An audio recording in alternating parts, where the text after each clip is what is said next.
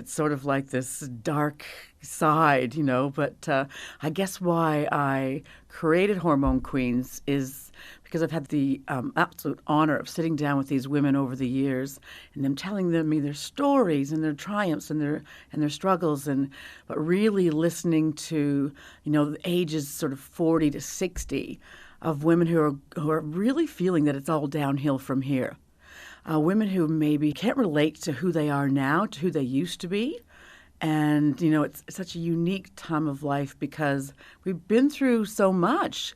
There's so many more layers going on. Some of us have teenagers. Some of us are in long-term careers. Maybe some of us aren't happy in a relationship, or maybe we're caring for our elderly parents. It's a very complex time. And then you throw in symptoms. When does this begin? Can we just get a definition between perimenopause and menopause? Because the peri part feels like a relatively recent term. Yeah, no, I agree. It was all boxed into menopause. Yeah, it's like, you're done, you're dusted. You're done, you're dusted. But there's a lot that happens before the done and dusted part. So usually, and everyone's so unique, but around 40 plus, we start noticing differences in our menstrual cycles. Maybe they'll get a bit more erratic, or maybe they'll get heavier. Maybe you're like, what? I haven't had pain like this since I was a teenager. What's going on? And funnily enough, some people call it a second puberty, which nobody wants to know about because the first puberty it wasn't always, the greatest thing that's happened to us in the first place. But it's fairly brief in the greater scheme of things. Is perimenopause something that goes on longer than puberty? Oh, yeah, baby. Yeah, it can, for sure. It can go on for like 6-8 years. Like, let's say as you started getting symptoms in your early 40s, the average age of menopause, which is menopause, the definition is no periods for 1 year. So these women in perimenopause are often, called in the waiting room, sort of waiting for their periods to end. But this is where the havoc can all take place.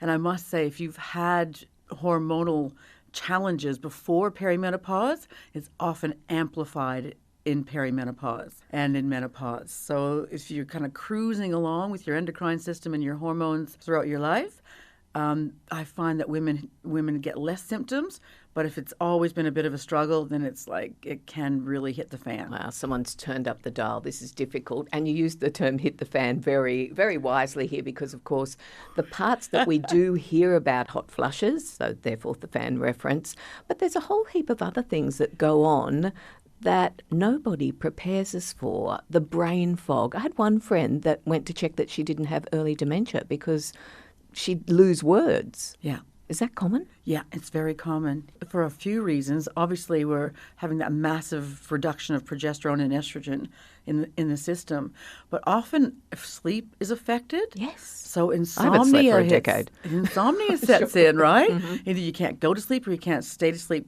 during the night. And also mood changes. So all of a sudden, you're feeling angst or angry or sad, or I see a lot of people with anxiety and depression. So all that's exhausting. And how do you hold a thought? How do you stay on task when you're sweating and angry and tired and exhausted? Where's a good place to start when it comes to feeling better about what we're dealing with? Great question. Part of it is going into it with a mindset of, if you say something's going to suck, it usually does suck. You know what I mean? Kind of go into a mindset of, all right, this is a place of power for me right now. I know I'm in transition, but let's just hone in to what I have and what I know and where I've come from. And once you're 40, like you've got all these decades of amazing experiences and knowledge and wisdom to offer. So I find that that's a great place to start. And not to be too scared by what's going on around you, because maybe your friend has this. Just check in with yourself. Where am I at right now with my health? Have I got joint pain? How am I going with anxiety? Are my periods all over the place? What's my energy level like? And just really getting really intuitive about how you're feeling, because it's easy to go day to day and go, oh, I don't know, I'm not really sure. Do you have more energy in the afternoon? Well, I'm not sure. Just really sort of have that conversation with yourself and get on top of things before they get out of hand. Do men have a male menopause? Yes, they absolutely do. And instead of estrogen or progesterone, they get their testosterone lowers. And it's also a time of life where they don't feel as valued or needed, feel that their best days are behind them. Not that that's different, but somehow within the male psyche, that can be a little bit more prevalent. I get phone calls from men. Do you help men? And I said, yes, I can absolutely help with your androgens, like getting that testosterone levels up as well. And also it comes with, having lower energy and then lower vitality and lower motivation, sort of things that men really value in their self-worth. Definitely goes both ways.